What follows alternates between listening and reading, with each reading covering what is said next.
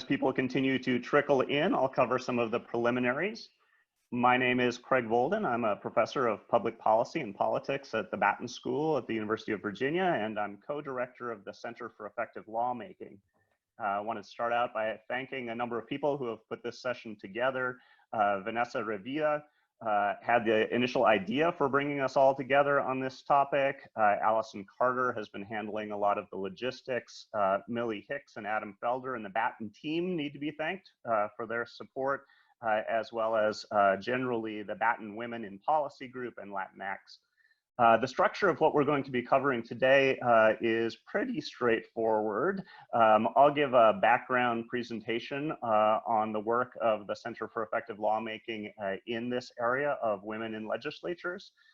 Then we'll have little breakout sessions, groups of about 5 of you together for about 10 minutes to talk through what we found. Then we'll come back together for a session of sharing what you talked about in your breakout groups and some question and answer. We will be recording this session all in all. There were a few people who couldn't join us, but wanted to see our material. So for future use, just wanted to let you know that this is being recorded. Wanted to dive in at this point. I think we have 41 people with us now, so that's fantastic. Thanks again for all coming out. Based on the work of the Center for Effective Lawmaking, and especially projects headed by Dana Whitmer-Wolf at Colorado College, Alan Wiseman at Vanderbilt University, and myself, we've done a lot of work on the effectiveness of women in legislatures, specifically focusing on Congress, but then expanding to state legislatures as we've been going along. I'm going to share my screen now to cover a little bit of what we have been talking about. So part of the work of the Center for Effective Lawmaking involves scoring each member of the House of Representatives and each member of the Senate based on how effective they are at lawmaking. In particular, we've come up with what we call a legislative effectiveness score. This is a single score for each member of the House, each member of the Senate, based on a combination of 15 metrics. Essentially, for every member of Congress, we look at how many bills they sponsor and how far those bills move through the lawmaking process, starting with just a bill sponsorship, then some action in committee, then reaching the floor of the House or the Senate, passing their home chamber, and becoming law. And we rate those bills on 3 dimensions. We kind of downgrade for our scores the commemoratives, and we upgrade the substantive and significant bills over just the normal substantive bills. Those 5 stages of lawmaking and 3 levels of bill significance then combine together for a single legislative effectiveness score. And we've scored every member of Congress since the 1970s. You can go to our website, thelawmakers.org, look up your member of Congress, look up anybody in that historical period right up through the present. We set those scores to be at an average value of 1 in each Congress. And on our website, then we identify, who are the most effective lawmakers, how do they perform relative to what we would expect if they're in the majority party and more senior and so on, and really came up with a set of metrics that we believe in a lot. They show us what we already knew about how Congress works. Effective lawmakers, it helps to be in the majority party or a committee chair or subcommittee chair, more senior and so on. But in addition to that, we found a number of fascinating different items. One of those being that on average, women are more effective than men at lawmaking. From that point of view, get my screen going here. As I suggested, and sorry for that delay, we do find that women are more effective lawmakers than are men in Congress. We have the scores, of course, that allow us to dive in and look at different stages of the lawmaking process and different characteristics. And largely, we found that that pattern of women being more effective than men plays out when women are in the minority party. This is an interesting finding from our point of view, from the perspective of when one is in the minority party, they behave a little differently. They need to reach across party lines to get things done. And women are much more interested in that consensus building, keeping their issues moving forward, and getting things done in terms of that sort of behavior. These patterns are ones that we found, as I mentioned, from the early 1970s right up through the present. And just to give some examples, when we scored the 115th Congress, that's the one that was taking place from 2017 to 2018, so not the current Congress, but the most recently completed Congress. And we issued our scores for the highest, most effective lawmakers. Women were at the top of those lists, especially when in the minority party. So in the Senate, our top performers were Amy Klobuchar and Claire McCaskill. In the House of Representatives, our top 10 list included 4 women, even though women only make up 20 to 25% of the House and the Senate. And so women were outperforming pretty dramatically there. The size of these effects is pretty substantial. On average, women are 10%, according to our metric, more effective. That is, they're advancing a larger agenda by about that level. But since I mentioned that this finding is particularly strong in the minority party women are about 33% more effective than minority party men. And from that point of view, they're still getting a lot done. As I mentioned, this is a pattern that we find over and over in Congress after Congress. And so this is something, according to this graph, that we found minority party women, if you look at the kind of finish line, outperform and are above 0 on that for pretty much every Congress from the 1970s up through the present. Interestingly, majority party women don't seem to be any more effective on average than majority party men. And in fact, in the 1970s and early 80s, majority party women were outperforming men. But more recently, as Congress has become more polarized and more contentious, we find that majority party women are doing a little worse than majority party men on average. What we think this particular finding points to is that it's an example of a larger phenomenon that we know about who the effective lawmakers are in Congress. When we first generated our scores and looked over the past 40 years, we highlighted the 20 most effective lawmakers in the House of Representatives. And we looked at how they behaved relative to how everybody else in Congress behaved. And we identified 5 habits of highly effective lawmaking. Now, I won't go through these in detail, but just looking at the first habit and the fourth habit, we see things that women are particularly engaged in. They're developing a legislative agenda rooted in their personal background, previous experiences, and policy expertise. Women in Congress are putting forward a variety of issues, not just on behalf of their constituents on the whole, but also on behalf of women across the country. And then in terms of habit 4, we find that women are more open to compromise, even with those who are not natural allies. That builds on this idea that women within the minority party are still working to advance their policy issues and to get more done to continue their lawmaking efforts at a greater proportion than do men. And so this fits into our larger efforts. This idea has been picked up pretty broadly. I put through a slide of a number of press articles that we received on this work.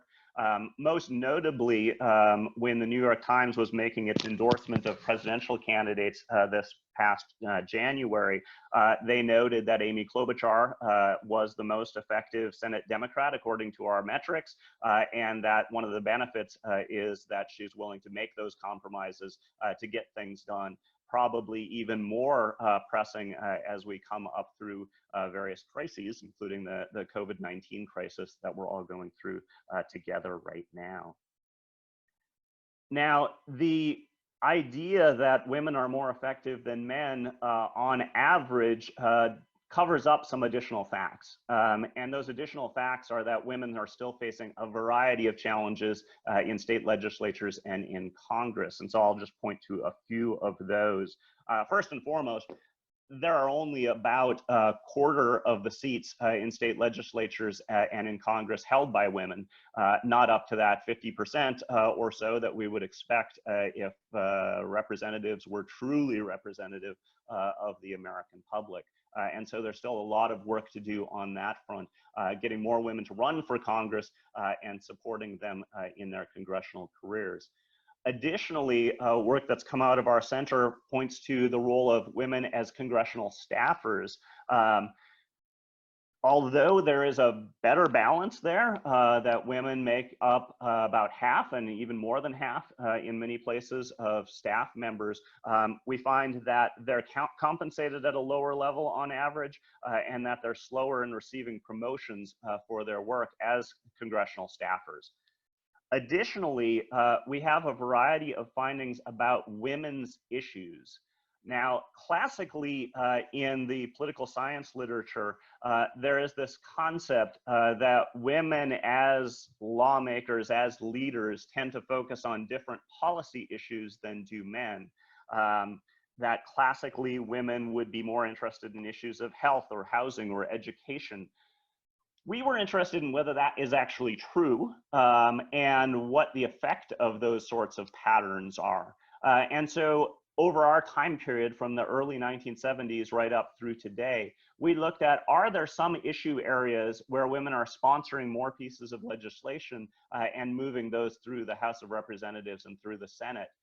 And what we found there, looking at 19 different issue areas, is that indeed, women are more likely than our men to sponsor on those classic women's issues of health and housing and education and so on.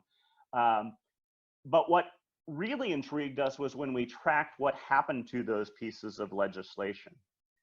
Now, some of you might be familiar with the fact that most pieces of legislation, probably for the best, given some of them are ill-conceived, do not make their way through Congress. But in fact, that rate of success is about 4%. So if somebody introduces a bill in the Congress, they have about a 4% chance of those bills becoming law. What intrigued us was those issue areas where we found that women were more likely to sponsor than were men. Those issue areas had only a 2% chance of success. So Congress seems to be more attracted to a variety of issues that men are sponsoring than women are sponsoring. But what was most surprising to us, even beyond that, is that women's issue bills that are sponsored by women had about a 1% chance of becoming law. And what this figure in my shared screen is pointing to is that that pattern, the kind of red curve at the bottom, shows that this has been true throughout the history of Congress from the 1970s right up to the present, and continues to be the case even as the number of women in Congress continue to hold their positions. As we explored the data even further, we found that where this kind of culling of women's issues and women's issue bills is taking place is mainly in committees, where most committee chairs and most committee subcommittee chairs are men. And from that point of view, the low numbers of women in Congress mean they're not positioned in those leadership positions where they would be most effective at advancing the issues that are put forward by women most generally. So I'm going to stop right there, but now is the time when we're interested in having you have some initial discussion of this in some small groups. Then we'll come back together and we'll share that discussion and we'll move forward from that point of view. Allison Carter is now putting up in the group chat section some questions that you can all talk about during your breakout sessions. I'm going to highlight those and just talk through them briefly. We're going to have those breakout sessions for about 10 minutes, so you don't have time to cover these all, but these are prompts. You should talk about one or two of them in your group. So quickly, these discussion questions are, do these findings surprise you in any way, or is this what you would expect for women in Congress? Second, have you experienced women taking on a more consensus building role in your own daily life? Third, what are your thoughts on the differences in the effectiveness between women in the majority party and women in the minority party when they're in Congress? Fourth, why do you think there's more gender equality among congressional staff than among women in Congress in their lawmaking roles? And what do you make of the differences that we find there? And fifth and finally, most women's issues bills that are raised by women are unsuccessful at becoming law. Have you seen this sort of pattern occur in your day-to-day life, that the issues put forward by women seem to have a different level of attention and success than the issues put forward by men? I'm going to ask Adam and Millie to now move us all into those 5 or so person groups. And in those groups, please go ahead and discuss these questions, and we'll join you back here in about 10 minutes.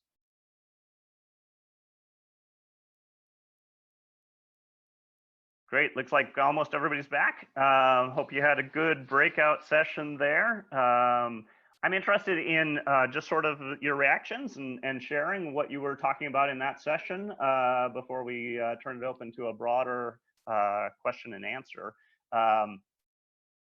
Let's see, we're at 40 of us.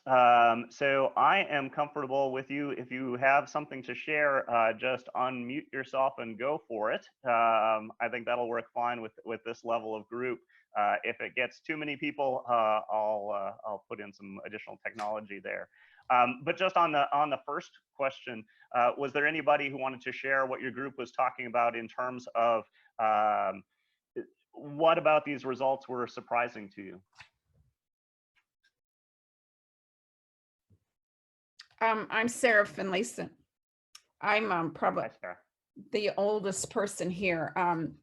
I was unsurprised, not surprised, very depressed by the results. Depressed by the women being more effective as lawmakers result? Or No, being that we haven't made much have an impact on our Congress, and that women are still way behind. Yeah.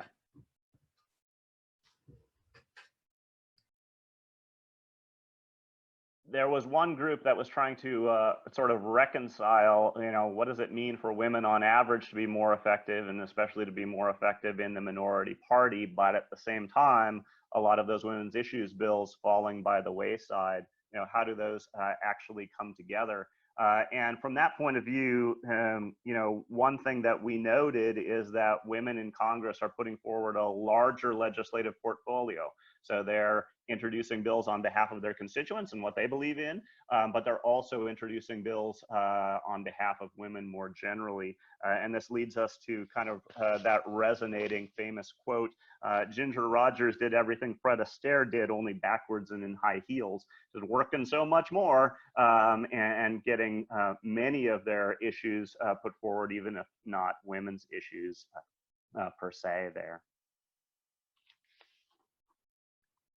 On the second question, in the classroom or in daily life, have you seen or experienced women taking a more of a consensus building role? That's what we find in Congress. Is this a more common than just a congressional activity? I'll respond. I work at UVA in advancement, and our vice president and most of our managers, and some of them are on part of our program here today, are women, and there is a consensus building, and there was a real effort to create a team. And I've always said at UVA, the decisions take a lot longer, but it's a good process. They want a consensus and discussion. But it's very pleasant, actually.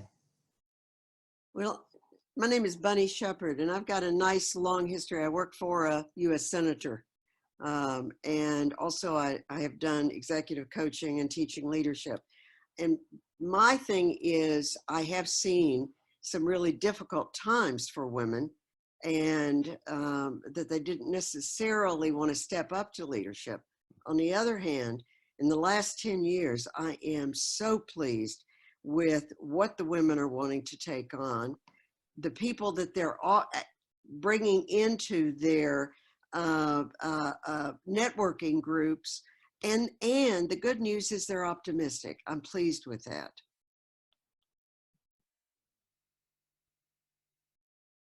That's great to hear progress on that front. Anybody else have a thought on networking? Is this something that's really important to women in policy, women in leadership? Any experiences along those lines? I have a quick question. I'm Susan Brake, and my question really is about whether you've shared these findings with women in Congress, and I may have missed this at the beginning, and what their response has been to the research that you're finding. Absolutely. Essentially, our findings rolled out in two waves. The one being that women are more effective in building coalitions in the minority party and so on, and that very much resonated with women in Congress. Really pointing out that that's what they've been doing. That's partly what they felt they had to do in order to move things forward and so on. And the idea of women stepping up into a larger role in Congress more recently, especially when it's difficult to build that consensus, has been something that resonated with them. As far as the women's issue areas, that finding is more recent. We've just begun to put that out, and we're intrigued. It's getting less attention, partly because it's not the happy story of the first finding, but we think it's very, very important to say what issues are we tackling and why, and how can we be more representative there. Haven't yet had the traction with that finding.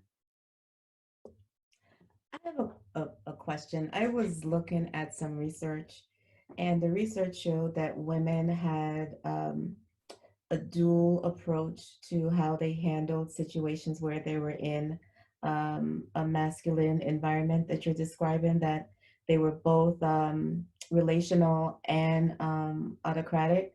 So what they would do is, when it comes down to how they actually interacted, let's say with their constituents, then they would be more relational. But when they would get onto the floor and they're trying to pass bills and they're trying to show their power and presence, that they would be more aggressive than their male counterparts. Did you find that duality in your study? We didn't find that sort of thing. We found the relationship and the consensus building taking place in their lawmaking activities as well as in their constituency activities.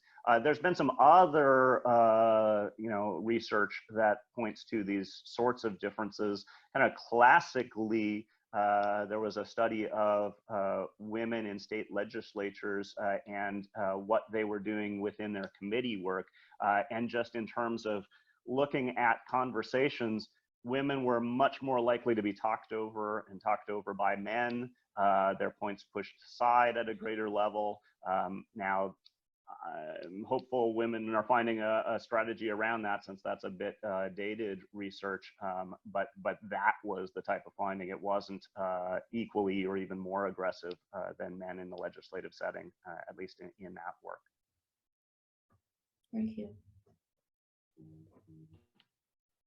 I think to respond to the networking idea and kind of relevant to some of the findings that we were talking about in like these observations and questions, I think it's really important for women to have older women that are like more experienced in their careers to be in their network. But I also think it's important for men that are later on in their careers to mentor women, because I think, unfortunately, where we are like in our society, I think that does still have the opportunity to open more doors for women. And I think it's important to have a man who has that access to his perhaps more extensive network to mentor women and to help them be seen as someone that should not be talked over in these meetings. And I think men do have like a lot of have a role to play in helping advance women. And I mean, I think women are doing a great job at advancing themselves, but I think that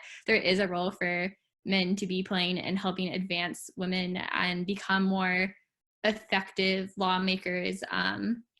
Because I think what we're seeing here is that women have the skills to be effective lawmakers on their own, but there's some sort of barrier where it's not translating as well into these areas of interest for women. And there's, I think, room for men in Congress and men in other professions to really start to open that up, because I think kind of what this research would indicate is that there's something outside of a woman's like natural talent and ability and inclinations that is like preventing ultimate success. Yeah, I mean, that's really interesting. The way we think about that within Congress is sort of, we have data that go back to the 1970s when women were less than 10%, holding less than 10% of the seats in Congress, and now up to above 20%, still nowhere near 50%. But what we see over that time period, the way you go from 10% to 20% up to 30, 40, and 50% is more and more women entering Congress. And as they enter, they don't have much seniority. They're freshmen. They start out the same as everybody else along those lines. And Congress is set up as an institution that really does emphasize seniority. The longer you've been on a committee or a subcommittee, you'll take the chair role, and the chairs are really powerful, and so on. And so actively saying, okay, how are we going to promote new voices, and those new voices will be increasingly women's voices, seems to be really important, and something that Congress hasn't, in my view, really succeeded at. I'll respond if you don't mind. I worked at the House of Representatives for 14 or 15 years back in the 80s and 90s, and I worked in the TV studios there, so I was pretty much an observer. But the seniority is an issue. Senior members of the House and the Senate don't have to respond to anyone. They're automatically reelected. They're there for life. They're there as long as they wish. They have ego goals that are a little out of line, but it's a key issue. Seniority is a key issue.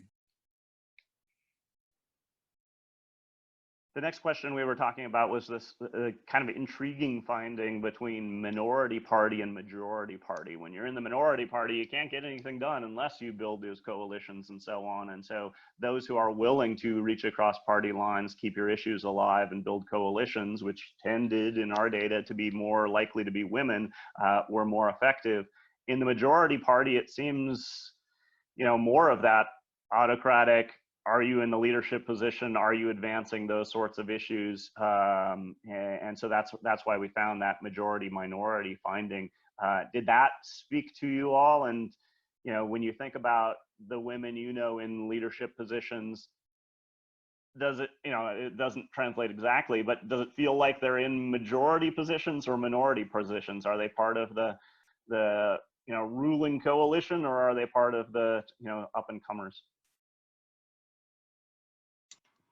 So our group just started talking about this towards the end, and it was really interesting. We were talking about kind of what you mentioned earlier about the disparities in leadership, how men tend to be at the very top. And what we kind of started talking about was, at least in our lives, what we've experienced in institutions that we've worked in, is that women are in the more supporting roles, and then in the upper leadership roles, but at the very top, it seems to be that men will come from other institutions or other backgrounds and apply for these jobs. And so we started talking about what's the difference between men and women and how they're presenting their skills, or how they're applying for their jobs, how they're presenting themselves. And Megan was talking about some research that men tend to apply for jobs that they might not necessarily qualify for, whereas women feel that they need to quantify every single thing that they do,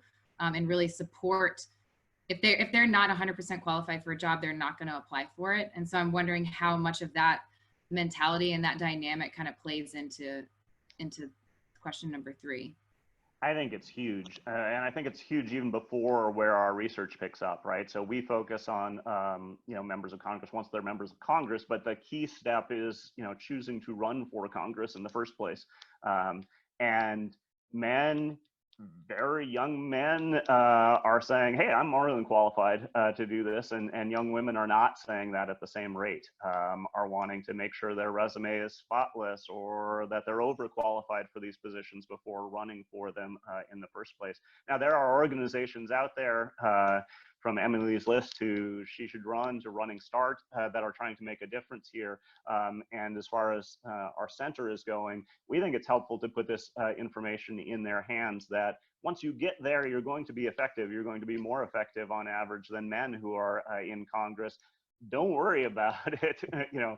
Take that step forward at this point. That the evidence is pointing less at present to there being a bias against women when they're on the ballot, and more toward women not seeking to run.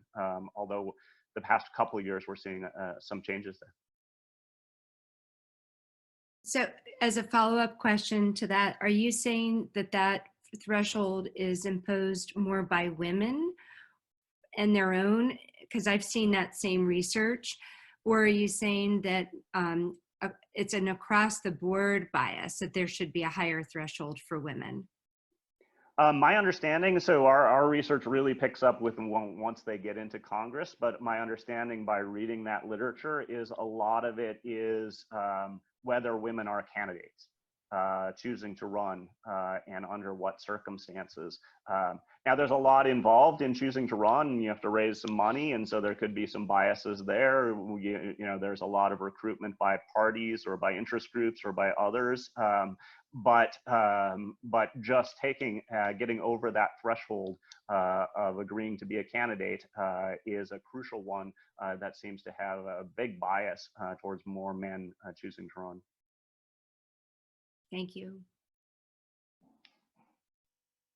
Our fourth question kind of moved to staff level. We have a lot of Batten students who are potentially interested in becoming involved in the legislative process, perhaps as a first step at the staff level. I know a number of Batten students who have already served some time on Capitol Hill in staff positions.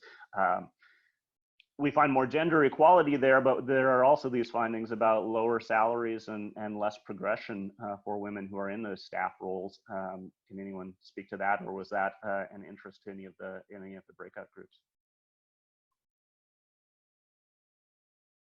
Yeah, so I actually have some experience in a state legislature. It's not quite the same, but I'm thinking of the legislative director in my own office, who is the exact same age as a legislative director in another office that was really similar. They both were freshman Democratic offices, and their legislative director actually had a master's degree in social work, and ours had worked for 2 years in oil and gas. And he was paid more because their pay is, everyone can find it out really easily by just Googling it. And so she realized that, and she was like, what the heck, I have an extra degree in this. I've worked on this quite a bit more than he has, but he was a very tall young man with a nice degree from UT. Mm-hmm. So.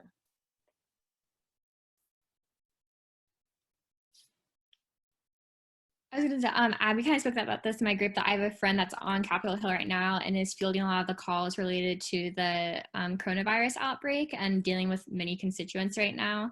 But she, not so much in a question of like salary and promotion, but kind of a question of constituents really doubting her ability, and she feels like it's because she's a woman.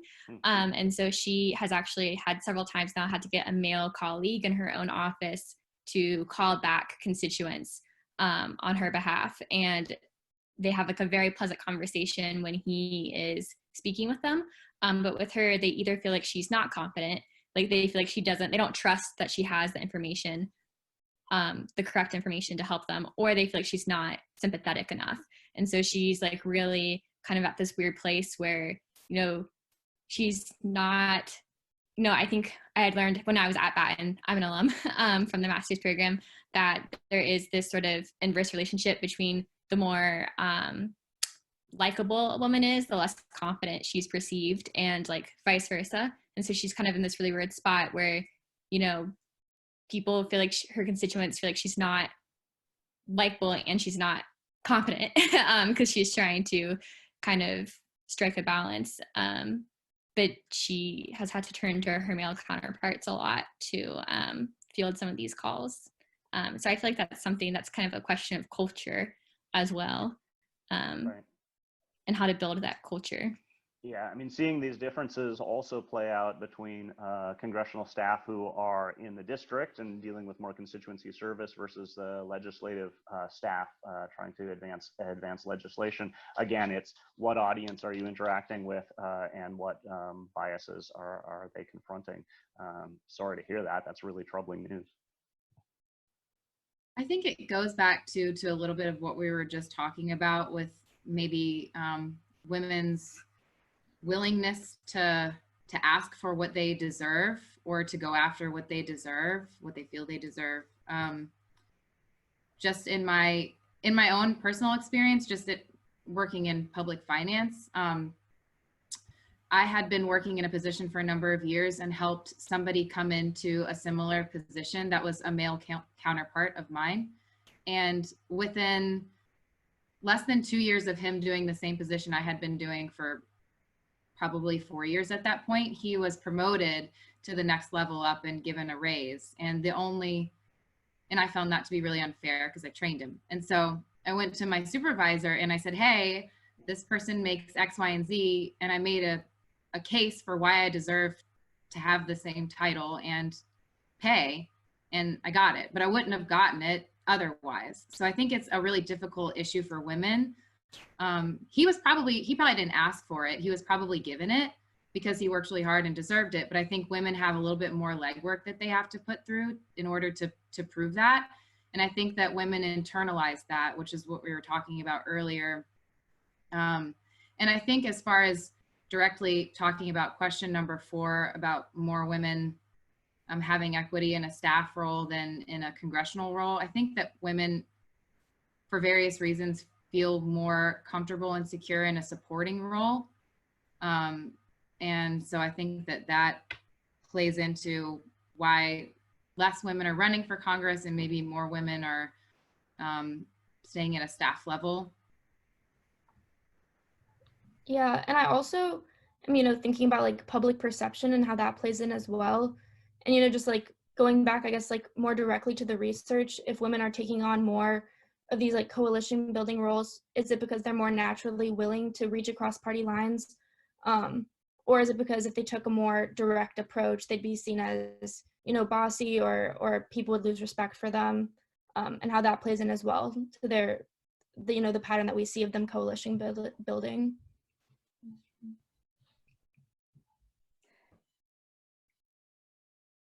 Yeah, I would say to that, one of the comments that we made in our group is that there's an expectation that women would be softer and smiling and more genteel.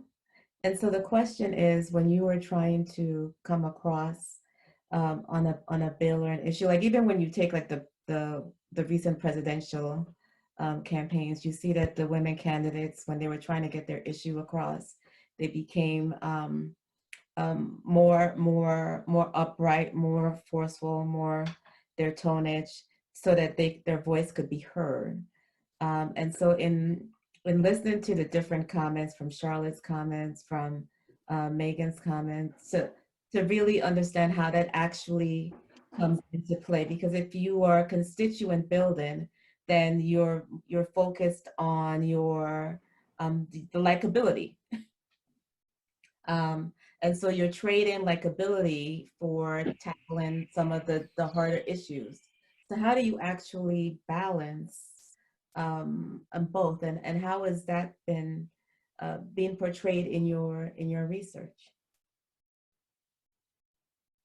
Right. I mean, these are the clear challenges, right? That unless women are active and seeking out, the raises, the promotions, running for office, being willing to put those positions forward, their voices are going to be not as likely to be heard, and they're not as likely to get those positions. On the other hand, and this is the troubling part of that research, because it came out in that first wave saying, women need to be more active and put themselves forward and ask for raises and all of the rest of that, that women who do so are perceived in some cases in a very negative light, being overly aggressive, or why are you causing trouble in these spaces? And so navigating that is a huge challenge. I wish our research could point to how to do that. And at best, we're able to point to a few examples of women who have succeeded and threaded that needle. But that's a challenge that it feels like women are facing in all professions at present. On this last question, the women's issues not becoming law and some issues being pushed by the wayside. You know, I was struck by one of those being health during present health crisis. I wondered what your groups were talking about on that front, if at all.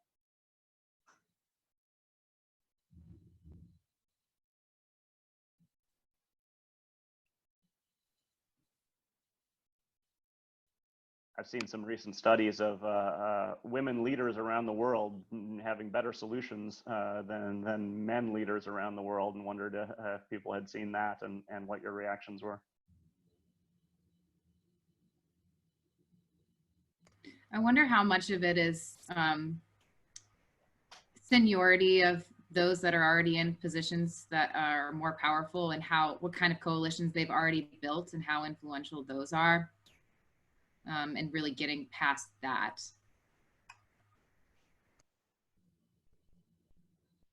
I mean, I think also because women's perspectives are so influenced by their role as mother and their connection to other women and communities, even in Bangladesh, you know, we see that they're the ones who are most likely to take on a collaborative economic role in those communities. It's frustrating because I think so many of these biases are imposed, but I think we also, there's this thin gray line where we self-impose some of the restrictions and may hold ourselves back, while at the same time our societies are kind of holding us back. And I don't know what the breakout of that is.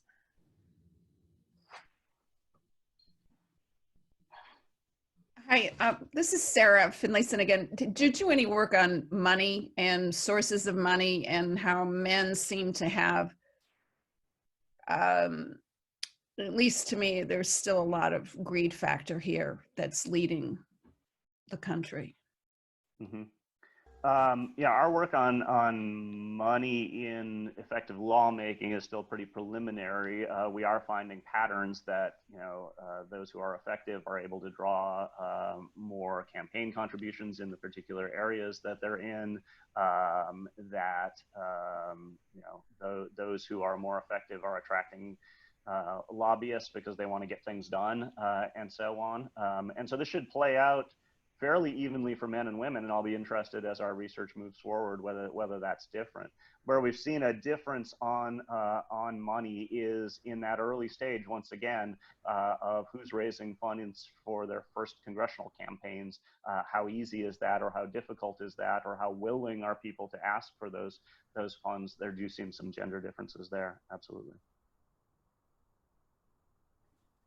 We have about 5-6 minutes left, so I did want to throw it open if anybody had any other questions beyond those that we put forward and your group discussions about the research that we're doing at the center. I have a question about the percentage of women that make up Congress. Do you have any research showing the breakdown between state and federal?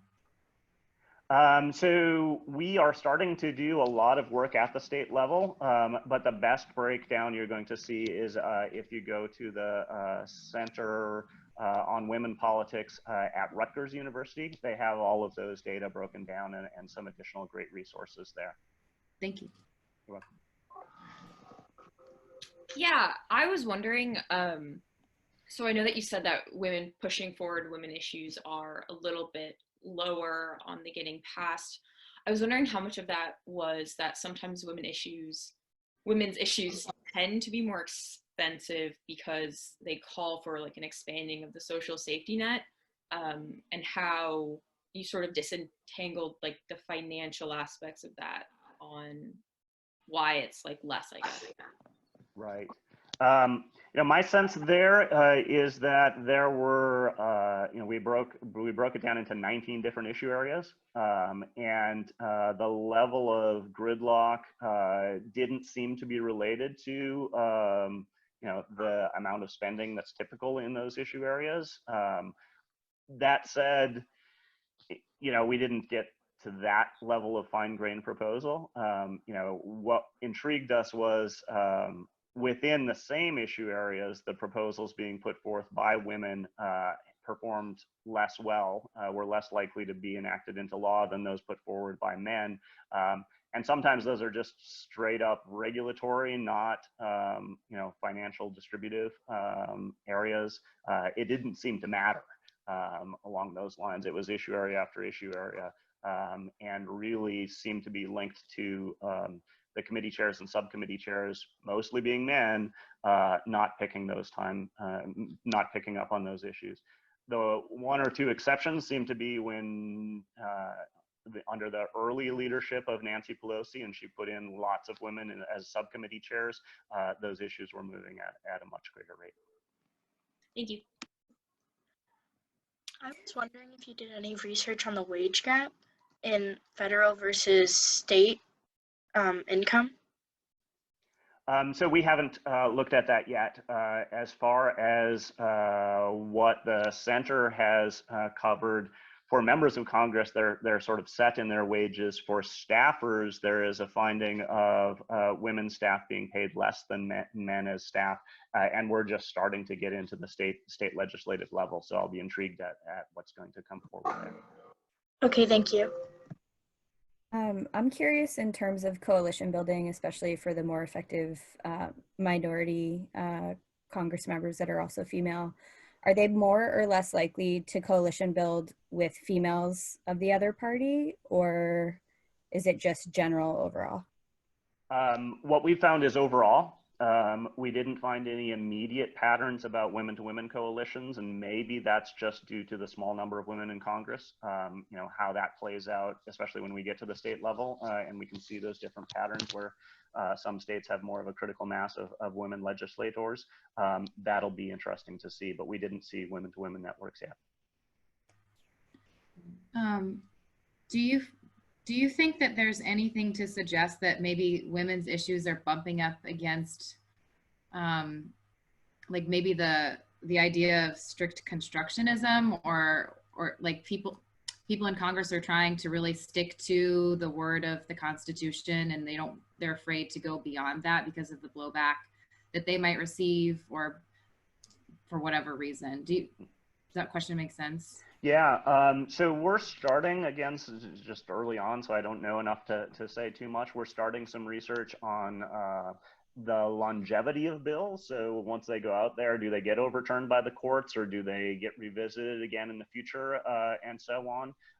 And so there we're finding some initial very interesting patterns about effective lawmakers actually taking on more controversial issues, even if they're going to be overturned. And so not shying away from those issues just because they're fearful of court decisions later on, that the effective lawmakers tend to tackle those anyway at this point. Now, we didn't do a men versus women pattern there in that research yet. This is Bunny Shepard. Let me just add, I am very impressed with this group of people, women particularly, who are involved in this particular discussion. I'm an executive coach for senior women. And so what I'd like to do is just tell these women that they are very sharp and step tall. And I'm very pleased to hear about this particular study in particular, especially. Thank you. Thank you, Bunny. And I think that might be our last word as we're wrapping up. Good to end on a high note. Thank you all so much for joining us today. If you want to find out more conversations that are being put forward by the Batten School, go to the Batten website. And again, for all of the work on the Center for Effective Lawmaking, please check out thelawmakers.org. You'll find a lot of our resources there. Thanks again. Great to talk with you all.